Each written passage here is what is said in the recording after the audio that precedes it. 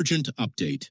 The CDC is scrambling in full panic mode right now, and former White House health officials are flat out admitting on national television that the United States is entirely unprepared for what might be coming next. Just announced, 17 Americans pulled from a highly contagious cruise ship are being dragged into a multi-week lockdown at a quarantine facility in Nebraska. But here is the absolute nightmare scenario that they are trying to downplay.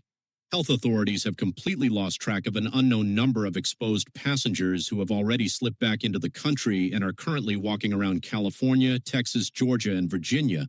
Drop a comment below right now. Are you already starting to notice empty shelves or price hikes at your local grocery store? Let me know exactly what you're seeing in your town, and hey, make sure you hit that subscribe button so you don't miss tomorrow's massive update. We are tracking this every single day here at the Retirement Reports, because when the supply chains break, it's seniors and folks on fixed incomes who pay the highest price. Let's get straight into the facts. Right now, there is a massive crisis unfolding with the MV Hondius cruise ship. This vessel was struck by a severe Hantavirus outbreak, and things have gone from bad to worse. Global health officials are frantically trying to trace dozens of passengers from over 12 different countries who got off the ship weeks ago, right before they realized the virus was spreading on board. Now, state authorities are trying to reassure us. They are saying, don't worry, we tracked down one person in Arizona, a couple in Georgia, a few in Texas. But then in the exact same breath, they casually mention that an unknown number of exposed people are back in California. Are you kidding me?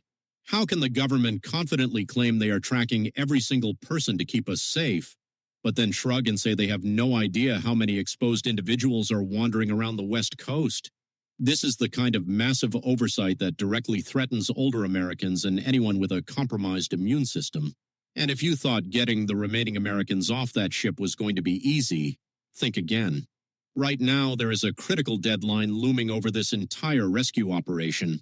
The evacuation of this virus-stricken ship must be completely finished within a tiny 24-hour window once it reaches Tenerife this Sunday. If they miss that window, bad weather is rolling in, and those passengers could be trapped on that floating petri dish for days or even weeks. To make matters even more chaotic, locals in Tenerife are actively protesting. They do not want this ship anywhere near their island. They are demanding the vessel go somewhere else.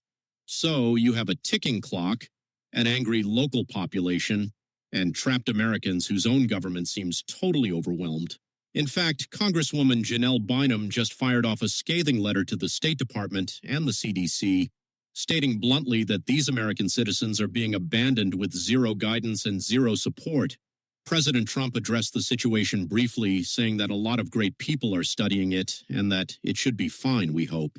But hope isn't exactly a solid strategy when we are dealing with a virus that has a known mortality rate hovering between 20 to 40%.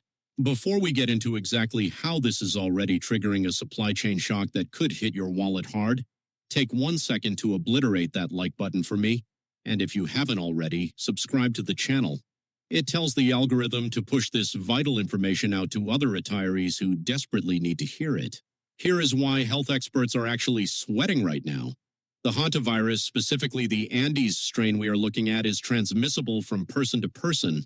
And just like we've seen in the past, once it jumps from human to human, it mutates fast. Right now, we do not have a vaccine for this. Experts are warning that it could take a full decade to develop one unless the government steps in with emergency funding like they did a few years back. The massive wild card here is that if this mutates, we have zero clue if it becomes less deadly or far more lethal.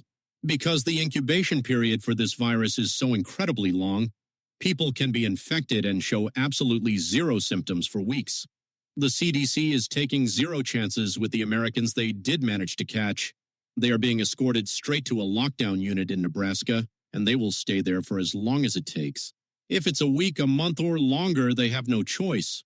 But how does this affect you, right here, right now, sitting in your living room? Breaking changes in our supply chains are happening as we speak, and it's creating a perfect storm for folks relying on Social Security. You might have seen some older clips floating around social media showing empty shelves at big box stores. While some folks are out there panic buying because they are terrified of this new virus, the reality is that the empty shelves are actually being caused by massive supply chain shocks.